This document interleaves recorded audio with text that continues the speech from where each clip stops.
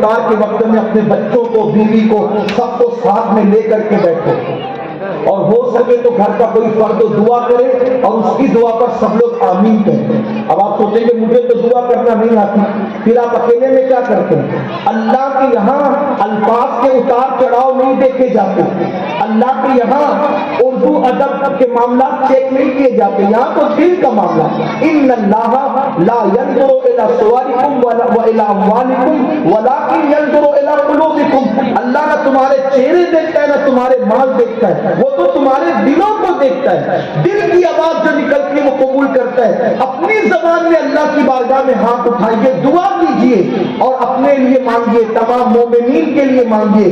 بلکہ اللہ کے رسول علیہ السلام ارشاد فرماتے ہیں کسی مومن کے پیٹھ کے پیچھے دعا کرنا ایسا ہے جیسے عرفات میں حاجی کی دعا کا مقام ہے، ویسے ہی مسلمانوں کے پیٹھ کے پیچھے ان کے لیے دعا کرنے کا مقام ہے۔ اور حضرت ام دردہ روایت کرتی ہے کہ اللہ کے رسول علیہ السلام فرماتے ہیں جب کسی مومن کے پیٹھ پیچھے تم دعا کرتے ہو تو اللہ ایک فرشتہ تم پہ مقرر کر دیتا ہے، اور وہ فرشتہ یوں عرض کرتا ہے مولا یہ اپنے مومن بھائی کے لیے جو مانگ رہا ہے یہ نعمت تو اس کو بھی عطا فرما، یعنی تم اپنے مسلمان کے لیے دعا کرتے ہو اس وقت فرشتہ تمہارے لیے دعا کرتا ہے۔ اس لیے اللہ کے بندو خاص طور پر افطار کے وقت دعا، سحری کے وقت دعا، اور دعا میں گڑ گڑاؤ، رونے کی کوشش کرو، آنسو نکالنے کی کوشش کرو، اور اگر آنسو نہیں آتے، رونا نہیں آتا تو کم سے کم رونے جیسی شکل بنا لو، رونے جیسی صورت بنا لو، اس لیے کہ اچھوں کی ادائیگی اچھی ہوتی ہے۔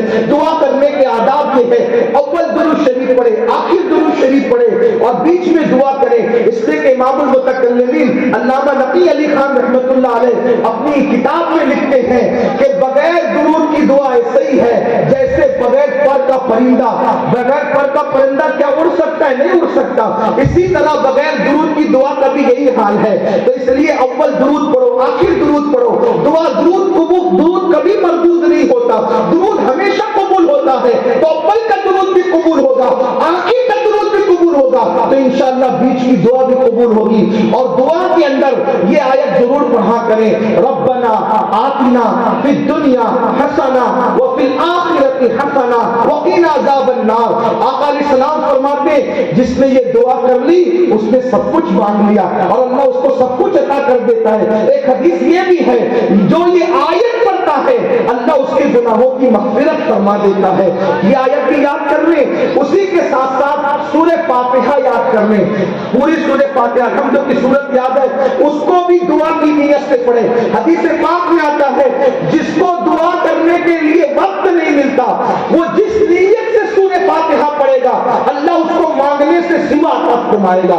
اس لیے ہمارے اکثر اہل سنت میں کہتے ہیں نا الفاتحہ، جب کہتے ہیں تو اس وقت بھی لوگ کہتے ہیں اللہ یہ دے دے وہ دے دے وہ دے دے، حالانکہ پہلے جب الفاتحہ کہا جائے تو طریقہ یہ ہے کہ آپ پہلے سورۃ الفاتحہ پڑھیں، دعا کی نیت سے سورۃ الفاتحہ پڑھیں۔ بلکہ حضور سرکار محبوب الہی خواجہ نظام الدین اولیاء فرماتے ہیں کہ بندہ اگر اس طرح سورہ فاتحہ پڑھے، بسم اللہ کی میم کو الحمد کی لام میں ملا کر بسم اللہ الرحمن الرحیم الحمد للہ رب العالمین، پھر کرے الرحمن الرحیم الرحمن الرحیم الرحمن الرحیم، 3 بار اس کی تکرار کرے، مالک یوم الدین ایاک نعبد و ایاک نستعین، پھر پوری سورت پڑھے اور غیر المغضوب علیہم پر جب آخر میں پہنچے تو پھر کہے ولا الضالین پر پہنچنے کے بعد کہے آمین آمین آمین 3 بار۔